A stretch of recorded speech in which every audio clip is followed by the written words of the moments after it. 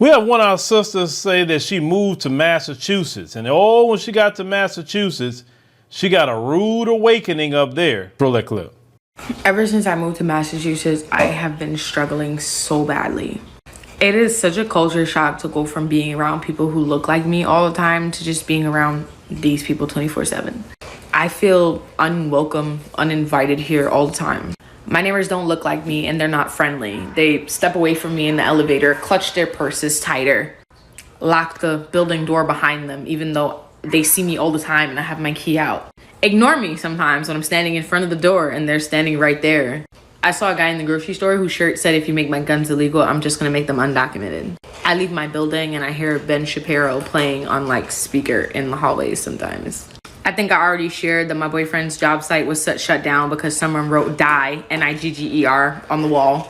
And then when they had a diversity meeting about it, someone else stood up and said, "I don't understand the point of this." Yes, they were. It's so hard to believe that this is a blue state. They do not act like it on the ground.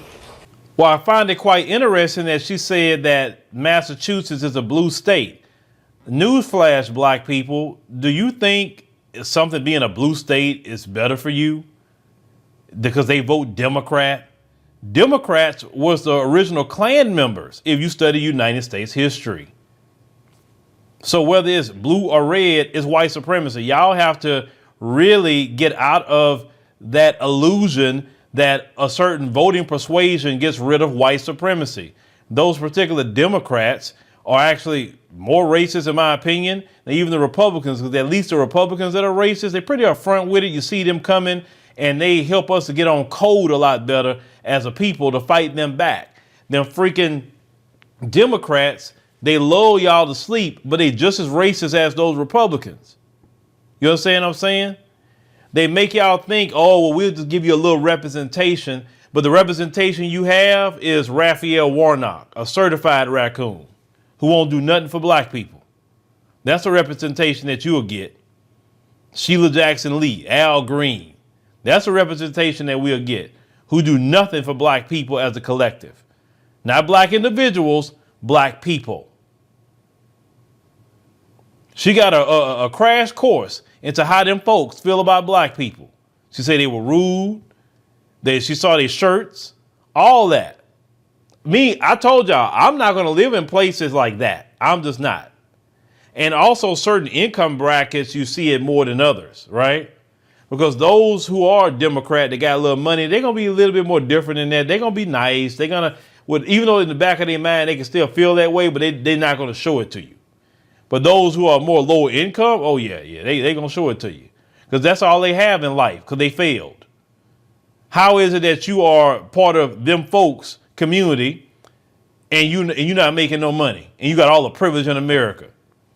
Like I said, I don't feel sorry for them when they have problems. I really don't, because y'all got all the privilege. Y'all ain't got to be more educated. Y'all don't have to work harder. Y'all don't have to do crap. Just show up. You're given 7, 8, 20 chances to get it right.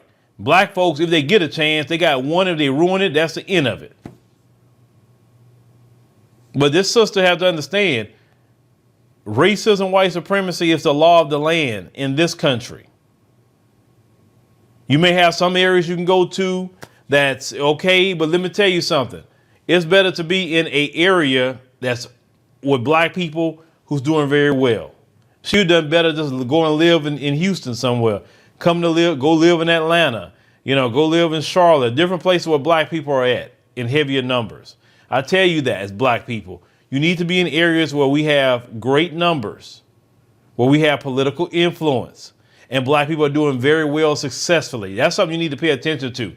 You need to see in a city, black people doing very well for themselves, because if they doing well, that means you can do it well. You understand? So I would not live there. I would have seen that mess. I've been seeing the environment. I don't see many people look like me. Like, oh, no. We got to get out of here. I am not living around these people. Not another month. I was like, because I'm going to go to jail fooling with these people out here. Because they're way too white supremacists. I'm going to go to jail because one of them going to do something and I'm not going to person that's going to put up with it. And what she said about the gun, I thought that was interesting. It said if they make his guns illegal, he's going to make them undocumented. That sounds like those devils. That sounds like them. That sounds just like them. Don't research, folks, black folks, before you move anywhere. Research the demographics of between, how many black people are actually there. I told y'all should not move to no place where it's single digit numbers of black people. That's not safe.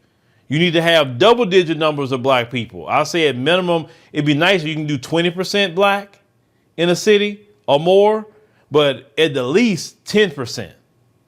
And then when you get to these areas, get to know the black people, find out where they at, make some friends so they can tell you about the city, tell you whatever. You know what I'm saying? We have to do that. Some of y'all moving to states like Idaho, where there's hardly no black people, and then you wonder why they being racist to you. I told y'all the more of them is in the area, the more racism you're going to see.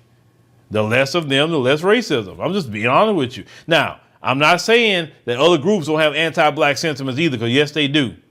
But those other groups don't have the power as them folks.